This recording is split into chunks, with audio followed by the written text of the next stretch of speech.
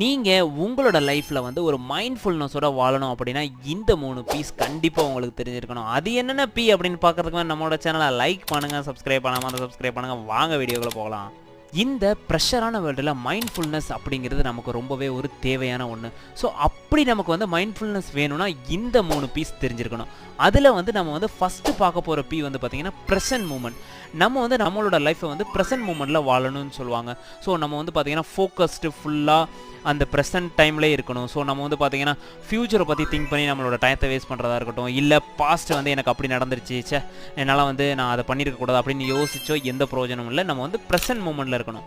அடுத்ததாக பார்த்தீங்கன்னா பர்பஸ் அப்படின்னு பார்த்தீங்கன்னா நம்ம வந்து எதுக்காக வாழணும், ஸோ நமக்குன்னு ஒரு பர்பஸ் இருக்குது, நம்மளோட இன்டென்ஷன் என்ன, ஸோ ஒரு ஃபோக்கஸ்டாக இருப்போம். அடுத்ததாக பார்த்தீங்கன்னா ப்ரெசன்ஸ். நம்ம வந்து பார்த்தீங்கன்னா இன்டர்னலாகவும் சரி எக்ஸ்டர்னலாகவும் சரி இந்த ப்ரெசன்ஸில் நம்ம வந்து வாழணும். லைஃப்பில் வந்து ஒரு மைண்ட்